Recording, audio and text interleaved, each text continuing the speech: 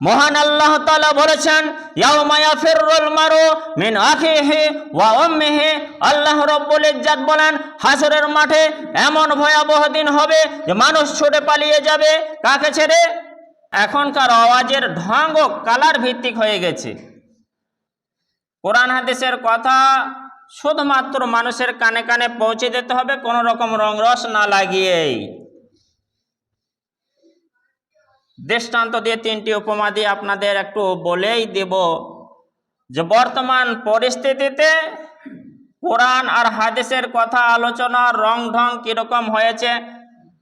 নিজে নিজে এক একটা লাইন বেছে নিয়ে প্রচারকরা বা খতিবরা দিতে রয়েছেন। আপাতত কয়েকটি আয়াত, তিনটি আয়াত, সূরাতুল আবাসা 80 নম্বর সূরা 30 পারা 34, 35, 36 তিনটি আয়াত আপনাদের সামনে তিন রকম করে শোনাবো। মহান আল্লাহ রাব্বুল আলামিন বলেন, আমি খুতবাতে বলছি, ইয়াউমা ইয়াফিরুল মারউ মিন আখিহি ওয়া উম্মিহি ওয়া আবিহি ওয়া সাহিবাতিহি ওয়া বানিহি। হাসরের মাঠে এমন দিনটি ভয়াবহ হবে যেদিন মানুষ পলায়ন করবে, পালিয়ে যাবে নিজের ভাইকে ছেড়ে, বাপকে ছেড়ে, মাকে ছেড়ে, স্ত্রীকে ছেড়ে, সন্তান সন্ততিকে ছেড়ে। 5 রকম। এটা আমার খুতবার কথা আমি বললাম। সূরা আবাসা 80 নম্বর সূরা 34, 35, 36 নম্বর আয়াত। বাস এটা দেখেন, কোথাও কোথাও চলছে।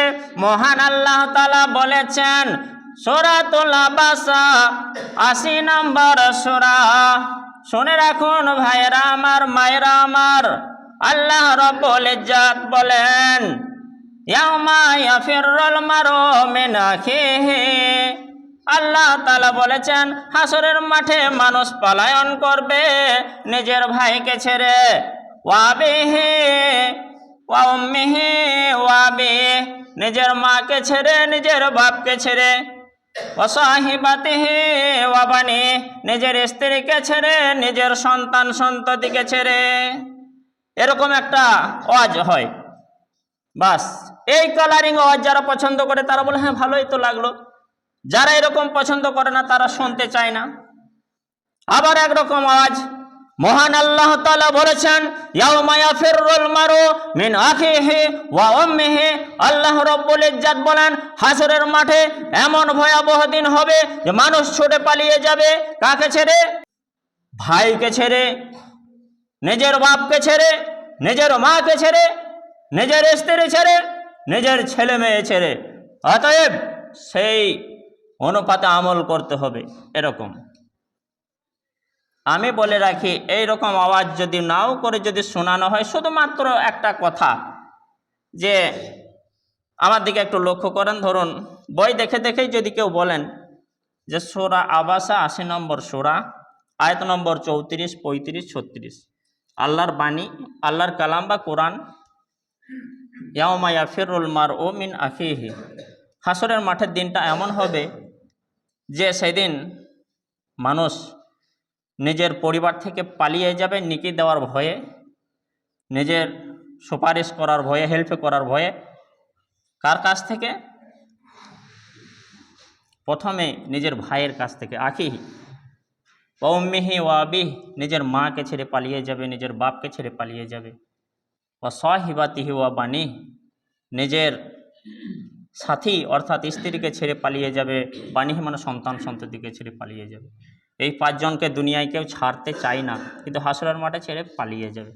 বাস আমল করার যদি ইচ্ছা হয় মানুষের, এরকম শুধুমাত্র শুনিয়ে দেওয়ার সঙ্গে সঙ্গে, আমার কানে আসার সঙ্গে সঙ্গে আমাকে আমল করতে হবে, মেনে নিতে হবে না। ওই গরম করে বললে আমল করব, টান করে বললে ভাইরা মায়েরা আমল করব, নরম করে বললে আমল করব না, না না এমনটা নয়, এমনটা নয়। আর বর্তমান আংশিক মানুষের পরিস্থিতি হয়েছে এরকম, গরম করে বললে কিছু মানুষ আমল করে, নরম পছন্দ করে না। নরম করে বললে কিছু মানুষ পছন্দ করে, গরম করা ভালোবাসে না। কিন্তু আমি বলে রাখি এই খুতবার মেম্বার থেকে সারা বিশ্বের মুসলমানদের উদ্দেশ্যে, যে যেমনই বলুক না কেন, যখনই বলে দেবে আপনাকে দলিল দিয়ে যেটা কোরআনুল কারীম, আল্লাহর কালাম, আল্লাহর বাণী আপনার কানে মাত্রে শোনার সঙ্গে সঙ্গে আপনাকে আমল করার জন্য কোমর বেঁধে প্রস্তুত হতে হবে, তৈরি হতে হবে। যে যেমন করে বলুক বোঝাক, যখন শুনে নেবেন কোরআনের আয়াত, আল্লাহর বাণী, রসুলের জবানের বাণী সাল্লাল্লাহু আলাইহি ওয়াসাল্লাম, হাদিস, তখন সেটা আঁকড়ে ধরার জন্য, আমলের জন্য প্রস্তুত হতে হবে। আর এই কারণটার কারণে আজ অহরহ মানুষ আওয়াজ শোনে, জালসা শোনে, কিন্তু পরিবর্তন নাই, ওই যে চয়েস ভিত্তিক আওয়াজ। তাছাড়া একই কথা হাজারো হাজার আলেম বলেন, ওই আলেম বললে শুনবো, এই আলেম বললে শুনবো না, না তা নয়। যেই বলুক না কেন আমি লক্ষ্য করব কোরআন কিংবা হাদিস বটে কি না, যদি বটে আমল করে নেব, যেমন করেই বলুক, এই হবে আমলের ধারা ভিত্তি। আসুন, এক সাহাবী আমার রাসূলকে দুটি প্রশ্ন জিজ্ঞাসা করেছিলেন, দুটি মসজিদের নাম নিয়ে, যেই মসজিদ দুটি সারা বিশ্বে আজকে প্রাধান্য পেয়েছে। পৃথিবীর সৃষ্টির পর থেকে সেই মসজিদ কিয়ামত পর্যন্ত 1 নম্বরে 2 নম্বরে থাকবে। কোরআনুল কারীম সূরা ইসরা প্রথম আয়াত, সুবহানাল্লাযী আসরা বিআবদিহি লাইলাম মিনাল মাসজিদিল হারামি ইলাল মাসজিদিল আকসা। বাস, এই মসজিদে হারাম, মসজিদে আকসা, দুটি মসজিদের নাম এই আয়াতে ভিতরেই ভরা আছে। যখন আল্লাহ রাসূলকে মেরাজে নিয়ে যাওয়ার একটা নিয়েছিলেন সিদ্ধান্ত, তখন মসজিদে হারাম থেকে মসজিদে আকসা পর্যন্ত দুটি মসজিদে স্পর্শ করার পরে ঊর্ধ্ব গগনে নিয়ে গেছিলেন। তো সেই মসজিদ দুটির ফজিলত সারা বিশ্বের মাটিতে ফার্স্ট এবং সেকেন্ড। এই ভিত্তিতে হাদিসটা সহিহ বুখারী হাদিস নম্বর 3425, 3425 বর্ণনা করছেন আবু জার। ভালো করে শুনি, আন আবি জাররিন রাদিয়াল্লাহু তাআলা আনহু কুলতু ইয়া রাসূলুল্লাহ। হযরত আবু জার তিনি বর্ণনা করছেন, তিনি বলছেন আমি বললাম, ইয়া রাসূলুল্লাহ, হে আল্লাহর রাসূল গো, আইয়ু মসজিদে নজিয়া আউয়াল, পৃথিবীর মাটিতে কোন মসজিদটা সর্বপ্রথম নির্মাণ করা হয়েছে? পৃথিবীর মাটিতে সর্বপ্রথম কোন মসজিদটা নির্মাণ করা হয়েছে আমার রাসূলকে জিজ্ঞাসা করলেন। আমার রাসূল জনাব আহমদ মুস্তাফা মুহাম্মদ মুস্তাফা রাসূলুল্লাহ সাল্লাল্লাহু আলাইহি ওয়াসাল্লাম উত্তর দিলেন, কল আল মসজিদুল হারাম, মসজিদে হারাম অর্থাৎ বাইতুল্লাহ, কাবা, যে মসজিদটা কালো মতো গ্লাফ দিয়ে ঢাকা, সারা বিশ্বের মানুষ এখানে গিয়ে তাওয়াফ করে, আর সেই দিকেই মুখ করে আমাদের নামাজ পড়তে হয়। সারা বিশ্ববাসীর জন্য যদি একটাই প্রশ্ন থাকে কোন দিকে মুখ করে নামাজ পড়তে হবে, উত্তর কিন্তু পশ্চিম, পূর্ব, উত্তর, দক্ষিণ চারটি, তথা উত্তর হবে কাবা দিকে মুখ করে নামাজ পড়তে হয়, এটা সঠিক উত্তর। শুধু পশ্চিমমুখে উত্তর দিলে বিশ্ববাসীর জন্য উত্তর ভুল। হ্যাঁ, পশ্চিমে নামাজ পড়তে হয়, পশ্চিমমুখে, এটা আমাদের ভারত বাংলাদেশের মালয়েশিয়ার জন্য। আমাদের পূর্বে পশ্চিমে কাবা, তাই পশ্চিমমুখে। যাদের পূর্বে কাবা, আফ্রিকা টাফ্রিকা, তারা পূর্বমুখে পড়বে। রাশিয়া, সিরিয়া তাদের দক্ষিণ মুখে পড়বে। ইয়ামান তারা উত্তর মুখে পড়বে। যাদের যেদিকে কাবা তারা সে মুখে নামাজ পড়বে। তাই সেই সাহাবী জিজ্ঞাসা করলেন তথা আবু জার, যে আল্লাহ রাসূল, বিশ্বের মাটিতে সর্বপ্রথম কোন মসজিদটা নির্মাণ করা হয়েছিল? আমার রাসূল সাল্লাল্লাহু আলাইহি ওয়াসাল্লাম বলেন মসজিদুল হারাম। বাস, 1 নম্বর উত্তর পেয়ে গেলেন। বলতো আবু জার বলছেন আমি আবার বললাম, সুম্মা আইয়ুন, তারপরে কোন মসজিদটি আল্লাহ রাসূল গো? আমার রাসূল আবার বললেন, কল সুম্মা আল মসজিদুল আকসা, এরপরে মসজিদে আকসা অর্থাৎ যেটা ফিলিস্তিন জেরুজালেমে রয়েছে সেই মসজিদ।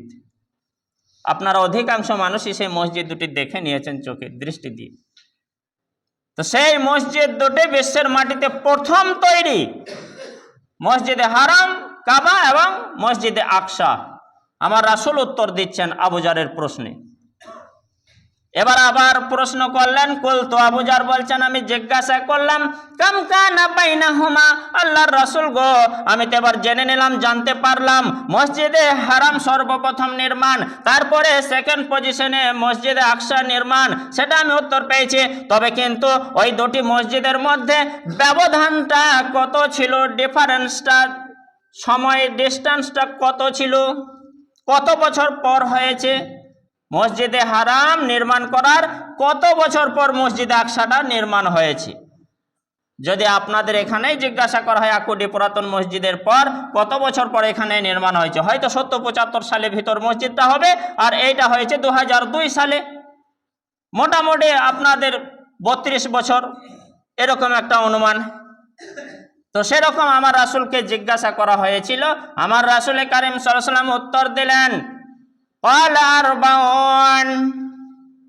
40 বছর পর। বলি আলহামদুলিল্লাহ, বেশি দূরত্ব ছিল না। এখন 40 বছর মানে অনেক দিন, অনেক দিন। আর তখন 40 বছর মানে অল্প দিন। মানুষ হায়াত লম্বা লম্বা পেত, 1000 বছর, 900 বছর, 800 বছর হায়াত পেত, তাহলে 40 বছরটা খুব কম। তো মসজিদে হারাম থেকে মসজিদের আকসা নির্মাণের দিক দিয়ে ডিফারেন্স, তফাৎ, সময়ের ব্যবধানটা হচ্ছে 40 বছর। বা সুম্মা ক্বাল, আমার রাসূল এইবার বললেন, আবু জারের 3টে প্রশ্ন উত্তর দেওয়ার পর আমার রাসূল বললেন, এবার শুনে রাখো, আবু জার সহ কিয়ামত পর্যন্ত সমস্ত মুসলিমদের উদ্দেশ্যে আল্লাহ রাসূল জানিয়ে দিলেন, হাইসুমা আদরাকাতকা সালাহ ফাসাল্লি, হাইসুমা, পৃথিবীর মধ্যে যেখানেই হোক না কেন, তোমরা যেখানেই থাকবে না কেন, এ আবু জার তুমি শুনে নাও, তোমার দিকে ইঙ্গিত করে বলছি, আদরাকাতকা সালাহ, আদরাকাত যখন পেয়ে যাবে, কা মানে তোমাকে, এটা জমের, সালাহ এটা ফাইল, ইসমে ফাইল, সালাত নামাজ, অর্থাৎ আবু জার তোমাকে দুনিয়ার মাটিতে যেখানেই তোমাকে নামাজ পেয়ে যাবে, ফাসল্লি, তুমি সেখানেই নামাজ পড়ে নাও। অর্থাৎ আমি যেখানে আছে সেখানে জোহর হয়ে গেছে, মসজিদ অনেক দূরত্ব, আমাকে মসজিদ যেতে হবে এমনটা কোনো মানে নেই। মসজিদ আস্তে আস্তে আসর হয়ে যায়, যদি আমার রাসূল বলে দিলেন সেখানেই জোহর পড়ো, এক জায়গায় গেছি আসরের টাইম হয়ে গেছে, সেখানে আসর পড়ে নিতে হবে, এমন জায়গায় পৌঁছে গিয়েছি সেখানে মাগরিব হয়েছে, মাগরিব পড়ে নিতে হবে। দুনিয়ার সারা বিশ্বের মাটির জন্য আমার রাসূল ইঙ্গিত করে দিলেন, বীরভূমে আছি জোহর পড়লাম, বর্ধমানে আসর পড়লাম, হুগলি আছে হুগলিতে মাগরিব পড়লাম, হাওড়াতে আমি এশা পড়লাম, বাংলাদেশে ঢাকায় গিয়ে সেখানে আমি আবার ফজর পড়ে নিলাম। বিশ্বের মাটি যেখানেই থাকবো, যে ওয়াক্তে পৌঁছে যাবে, আমার রাসূল বললেন মসজিদের বাইরে যদি থাকো সেখানেই তুমি নামাজটা আদায় করে নাও। শেষে বলেই দিলেন, ঘোষণা দিয়েই দিলেন, ওয়াল আরদু লাকা মাসজিদুন, বিশ্বের মাটিটা, সমস্ত জমিনটাই তোমার জন্য হচ্ছে মসজিদ। বলি আলহামদুলিল্লাহ। কয়েকটি জায়গা ব্যতি রেখে, পেচ্ছাবখানা, পায়খানা ঘর এবং বিভিন্ন রকম নোংরা জায়গা কয়েকটি জায়গা আছে, সেই জায়গাগুলি বেঁধে রেখে দুনিয়ার সমস্ত জমিনটাই হচ্ছে মসজিদ। সেখানে নামাজের সময় হলে নামাজ পড়ে নিতে বললেন কে? আল্লাহ রাসূল সাল্লাল্লাহু আলাইহি ওয়াসাল্লাম। সহিহ বুখারী হাদিস নম্বর 3425, 3425।